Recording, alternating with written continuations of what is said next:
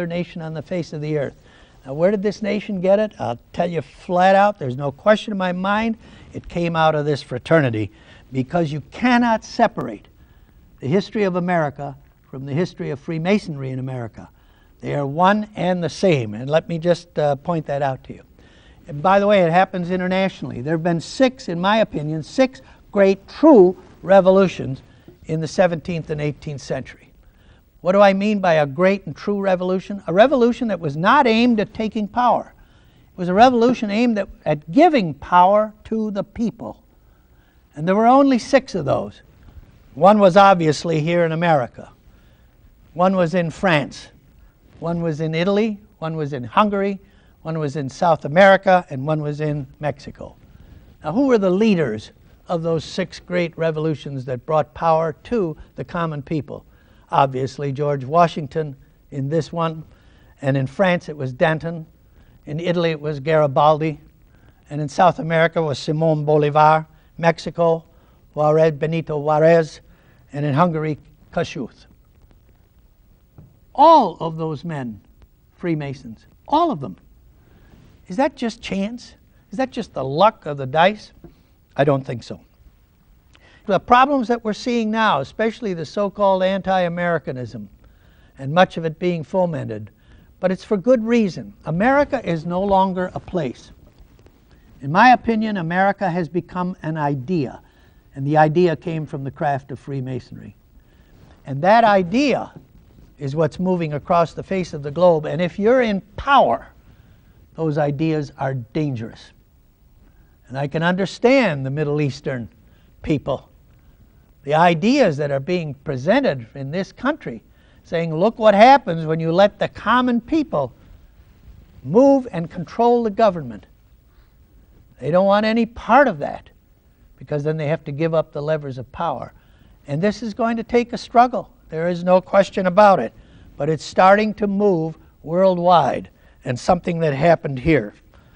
When I look at the key question for me, is this all chance, or was it written on the trestle board? Did the Supreme Architect lay out the plans for the building, first of all, of this country to become the tool to bring freedom, tolerance, and love and peaceful connection to the rest of the world? The common thread of the 13 colonies, and you need to understand that they had very little in common. And especially when you've got these southern colonies with a slave base for their power, and the northern colonies not only without a slave base but anti-slavery as they grew, particularly under Puritan, Congregational, and the Presbyterian drive up north. But the one thing they had in common was the craft. Now, who carried out the war? George Washington, obviously, member of the fraternity. I just want you to know that Washington needed that thread, because he knew that if he had his top generals and they were all fellow brother Masons, he could trust them, and he knew he had a tie to them, a cable tow to them, that was different from just commanding officer to a next level of rank. And the Constitutional Convention, after that successful war, when the Constitutional Convention was carried out, it almost failed. We almost didn't get that Constitution. And what saved it, and there's a dozen accounts that any of you can check that out, an 81-year-old Grand Master of the Lodge of Pennsylvania stood up and talked to them, and I'm talking about the great Benjamin Franklin. And Franklin saved that Constitutional Convention, and they finally all agreed that they would sign and worry about what we call the Bill of Rights at the first act of the next Congress, and they pledged those that were going to become congressmen that would be the Act 1 of Congressman 1, and it was, and they passed those first 10 amendments.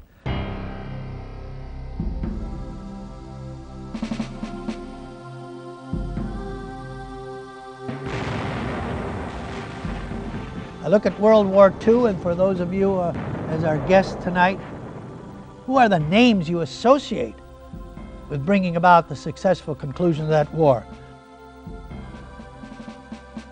You've got to start with Churchill and Roosevelt, no question about those two, and followed by Harry Truman, and certainly General Marshall and the Truman or Marshall Plan that followed after the war that preserved that peace.